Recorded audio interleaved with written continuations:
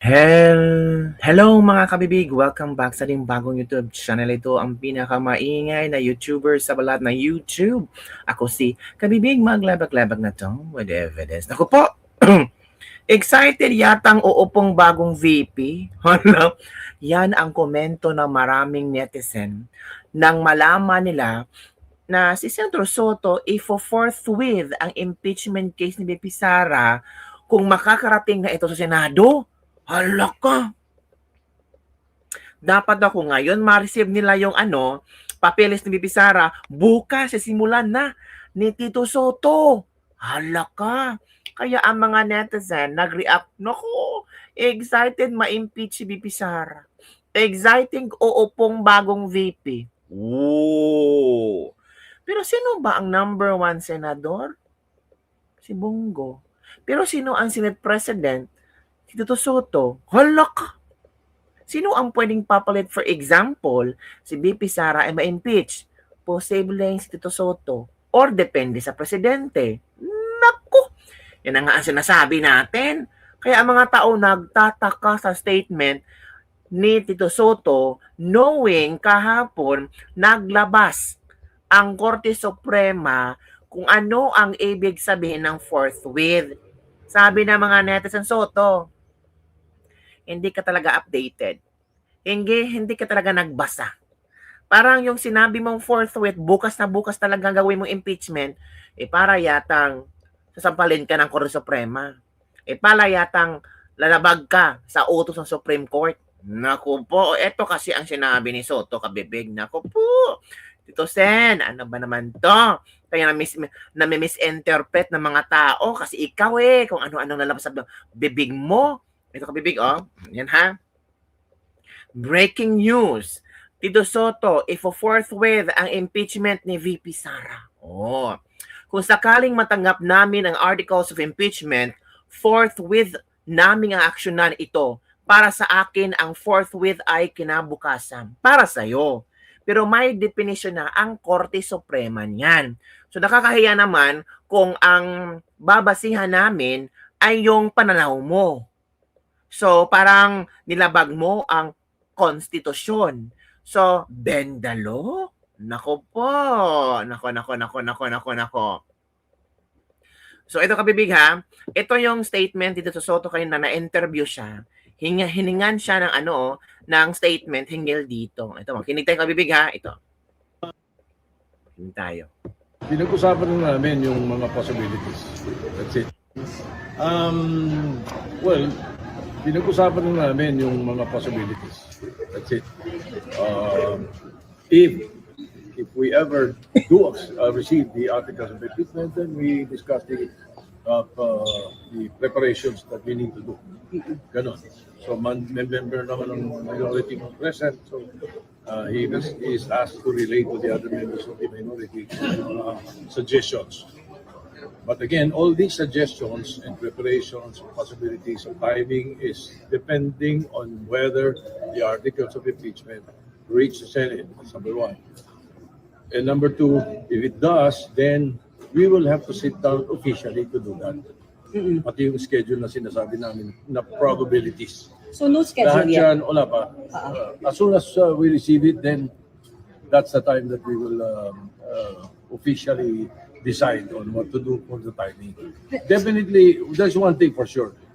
Once we receive it, we will convene the following day as a impeachment court. If we do receive it. The recent decision of SC on the forthwith said hindi kailangan agad-agad depending on the need. Pero sa inyo, sir, what does does forthwith I mean? think the Supreme Court decision is based on the petition. It is hindi naman sumasaklaw yung decision niya sa trabaho ng Senado. It doesn't have anything to do with the work of the Senate. We are co-equal of branch. That's why tama yung decision nila. Pero as far as that petition that was filed to them is concerned, not on the way the Senate is conducting itself. But as far as And in this case, if ever we do receive the articles of impeachment, we will act on it forthwith. Sa akin, forthwith the following day. the following day, whatever day that is, the following day. Yes. Sir, labas dun sa impeachment, ano pa napag-usapan nyo kanina? Yung tungkol dun sa agenda nyo next month? Well, gagawa na listahan. Gagawa kami ng mga listahan ng mga priorities pa namin. SP on the Ano pa, at saka based on the based on the legislative executive agenda. So ilan na lang ba natitira dun sa LEDA na kailangan nyo patapos? May 17 pa eh. 17 pa eh. Kaya matrabaho pa. SP on the preps, in-advise niyo ba sila na brush up on the rules of law, rules of court, mag-review na, Yeah. ano? It was incumbent upon most of us naman na pinag-uusapan na yun ang gagawin. Sir, May kanya-kanya mga briefing yan. Oo. Sir, yung sa logistics lang, SP, aside from the robes, ano pa po ang gastusin for the impeachment court if ever mag-convene? Siyempre, dito sa venue, yung pagkain, yung mga security measures, mga ganun daw, hindi naman masyadong, we will make sure that, the chairman of the Committee on Accounts will make sure that everything will be in order. Will you allow the Public public to viewing. come Yes. inside the plenary and view it? Yes, of course. Talaga? Live stream, public, open to public. Yes, Yeah. from the minority, wala pa naman nag-express ng contention sa possible impeachment. Wala naman. Ando naman si Robin. Wala naman. Sir, may we know sino-sino po yung mga present? Complete po ang majority. Hindi rin. Umalis si Camille. Pero we're related to the... Ilan po kayo kanina, sir? Tapos sila... Mayroong picture si Migs. Sige sir, sige po. Okay po. Sir, ilang Pero may minority? nadagdag dumating si Pia at saka si Si Pia at saka si Robin nadagdag. Senator Marcoleta was there, SP? Wala. Hindi siya. Pero si Robin will relate to him yung mga napag-usapan. But the minority bloc was invited. Of course. You invited them? All Senator Caucus. May pasabi po ba bakit hindi nakapunta yung iba? Walang nasabi. SP, another caucus pag inakyat ng HOR. Tama ba? Articles of impeachment. Uupo kayo ulit to meet. Yeah. Okay. Sir, spokesperson, will you Mag-a-appoint po tayo. Yes, pag-iisipan namin kung sino pwede. Senator din, SP? Hindi siguro. Hindi siguro magiging busy ng senator. Okay, thank you, SP. So yun, kabibig, narinig nyo. So they will Soto will follow his own definition for forthwith. So pag na-receive nila ang articles of impeachment, yung araw na to, bukas sisimulan na ni Soto. At parang iba ang Soto. If we ever do receive the articles of impeachment, we will act on it forthwith. Sa akin, ang forthwith the following day. So yun ang definition ni Soto. Pasensya na. Hindi kasi hindi naniniwala naniniwala naman si Soto sa statement ng ito kasi ang statement ng Supreme Court clarifies forthwith in impeachment, denies petition to compel Senate to immediately convene VP Sara impeachment trial. Ang Korte Suprema clarifies, define properly kung anong ibig ng forthwith. Ito ha. Dito mga kabibig, nabasa natin, ito The Supreme Court clarified that the term forthwith in Article 11, Section 3 of 4 of the Constitution means within a reasonable time, which may be longer or shorter depending on the circumstances of each case. This allows the Senate to make the necessary preparations to convene as an impeachment court.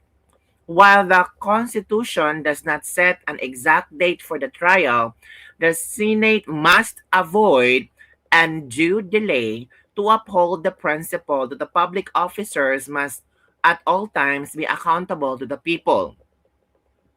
The Supreme Court considered the petition moot because the Senate had begun impeachment preparations and the articles of impeachment against VP Sara Duterte were nullified by the Supreme Court's July 2025 decision and January 28, 2026 resolution in the 30th versus House of Representatives.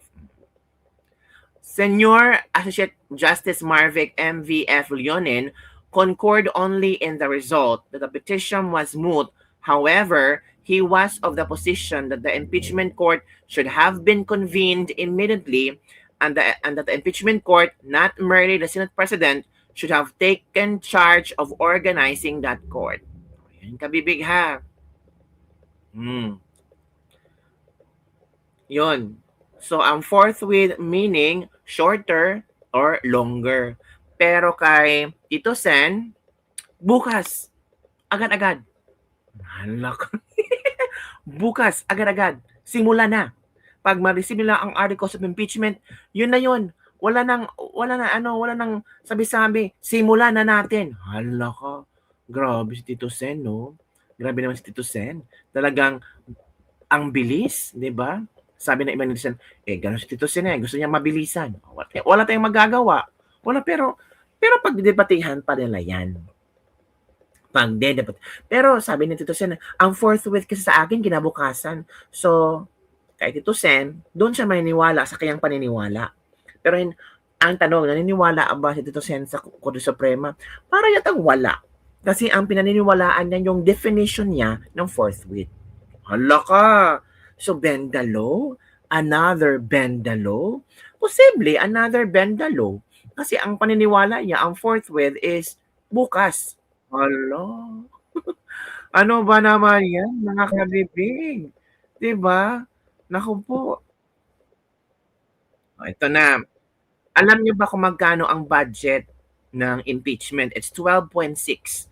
Uy, grabe, milyones ang budget ng impeachment ni BP Sara. Sabi na pang iba, sana itinulong nyo na lang yan sa mga Pilipinong kaos, gutom, at ano na sa mga driver. Talaga? Grabe. Ito kabibig, oh. Ito na. So for 2025, 27,544,000 544,000 pesos. So ang nagastos lang around 500 sa pagpapagawa ng robes. No, initially ang information is that 60 robes yung pinagawa at 7,000 per piece. So that's around 400 plus other incidental siguro.